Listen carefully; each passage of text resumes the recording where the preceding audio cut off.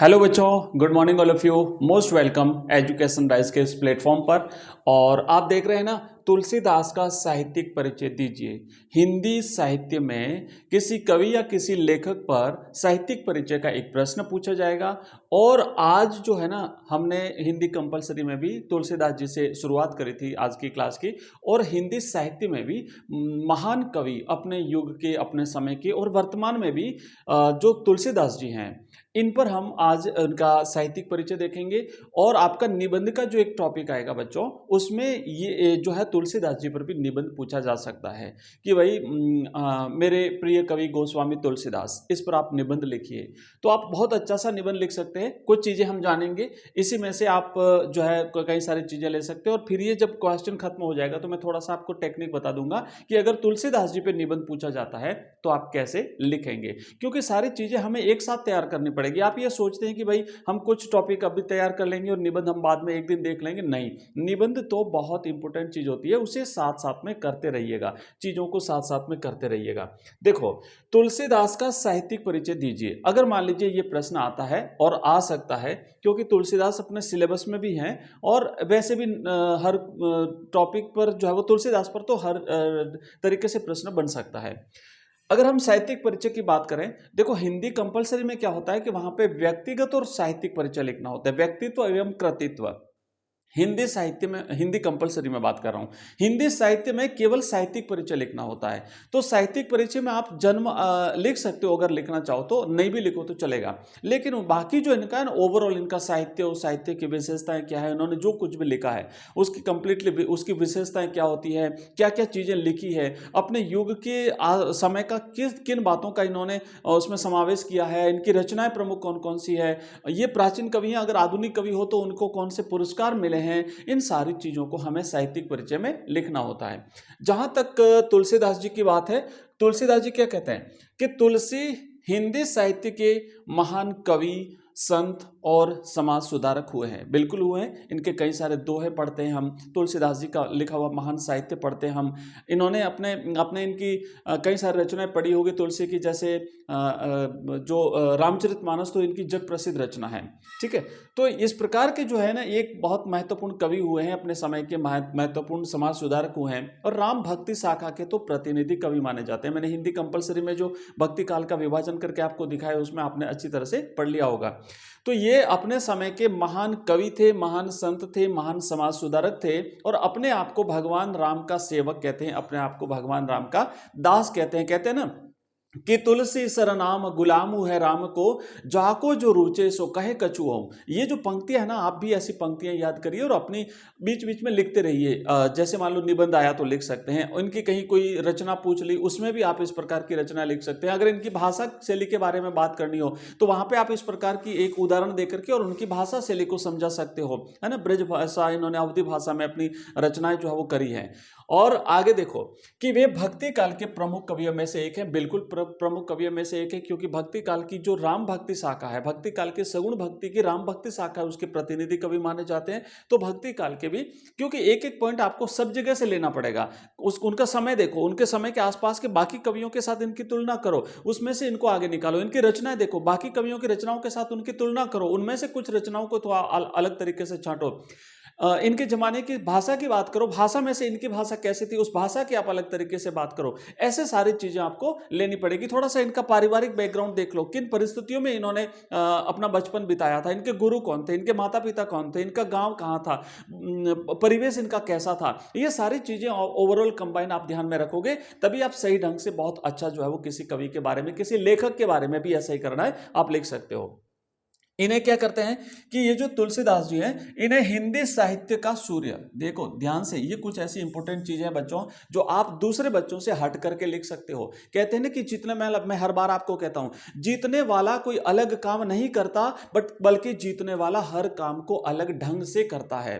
तो आपको भी दूसरे बच्चों से कुछ अलग ढंग से लिखना पड़ेगा।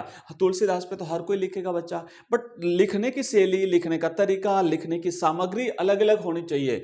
तो हिंदी साहित्य के सूर्य, हिंदू धर्म का आदि कवि और भारतीय संस्कृति के प्रचारक के रूप में जाना जाता है। और साथ ही साथ ये सारी चीजें, आपको 3 चीजें लिखनी है, और इनको समन्वयवादी कवि माना जाता है।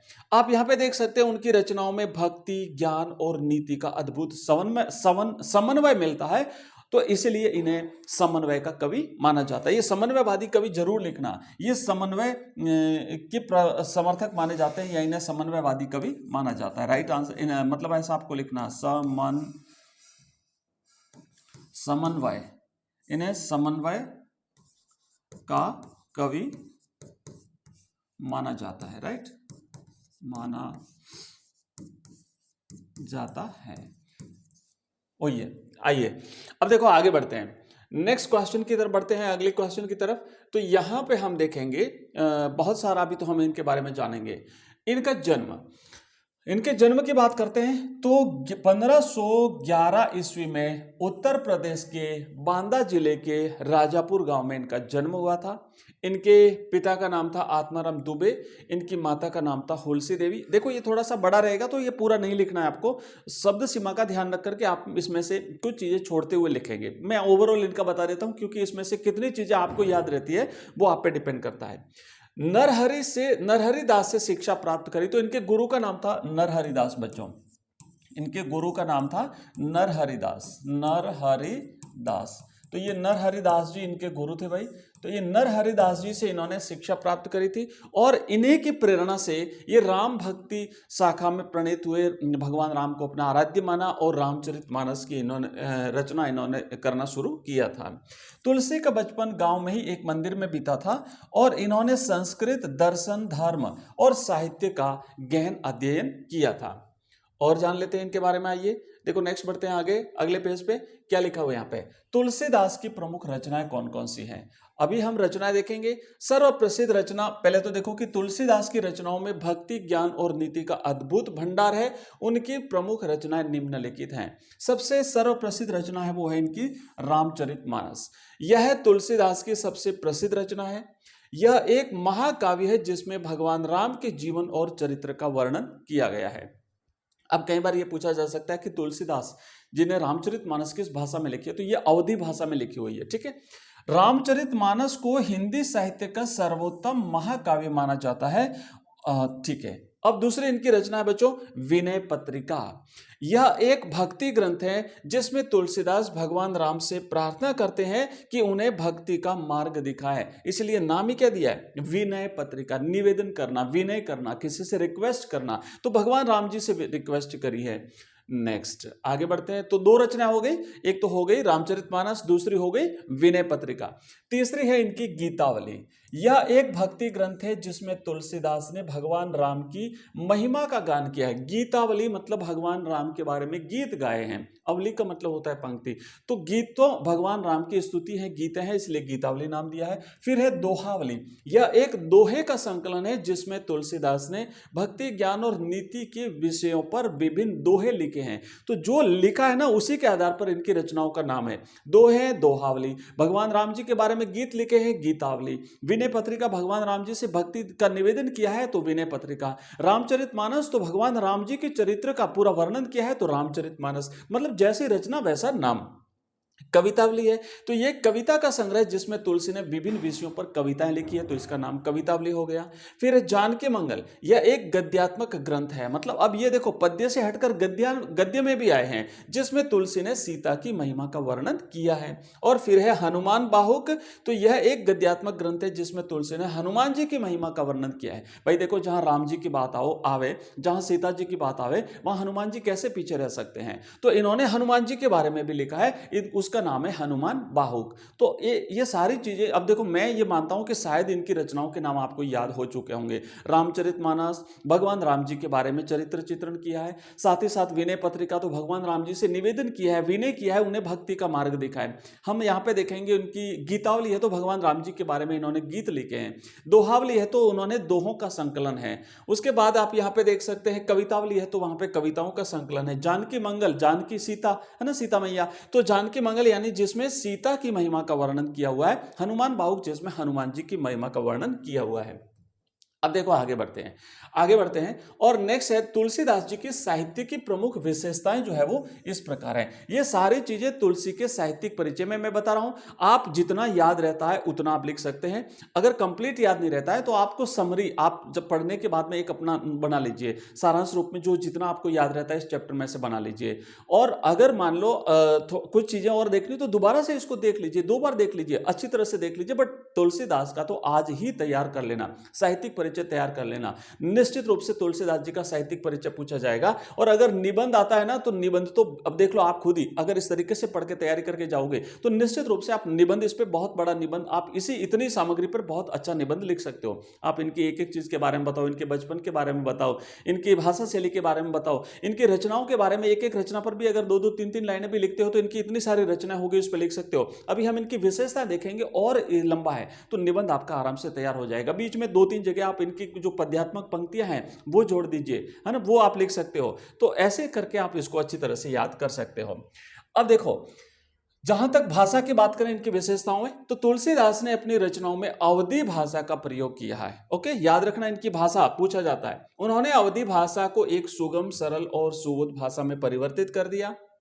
अगर शैली की बात करें तो तुलसीदास जी की शैली सरल है, सहज है और प्रभावशाली है।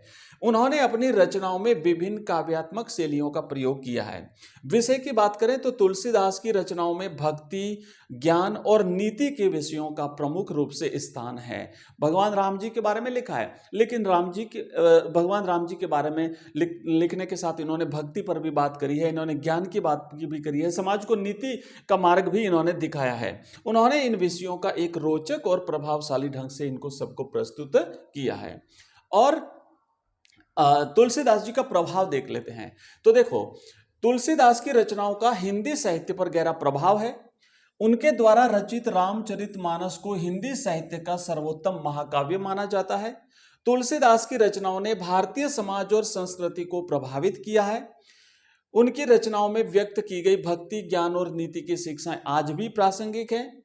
तुलसीदास को हिंदी साहित्य के महान कवि, संत और समाज सुधारक के रूप में जाना जाता है। मतलब ओवरऑल एक सारांश रूप में ये सारी चीजें हो गई। और उनकी रचनाएं हिंदी साहित्य की अद्भुत धरोहर है। रचनाएं कौन कौन सी हम पढ़ चुके हैं, ये सारी चीजें हम पहले ही देख चुके हैं।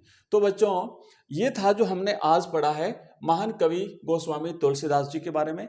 और ये हिंदी साहित्य की अपनी जो सीरीज है इसी तरीके से आगे बढ़ते रहेंगे, लगातार चलती रहेगी। 2000 प्रश्नों का तो हमारा टारगेट है, कोशिश करेंगे उससे भी हम ज़्यादा करें।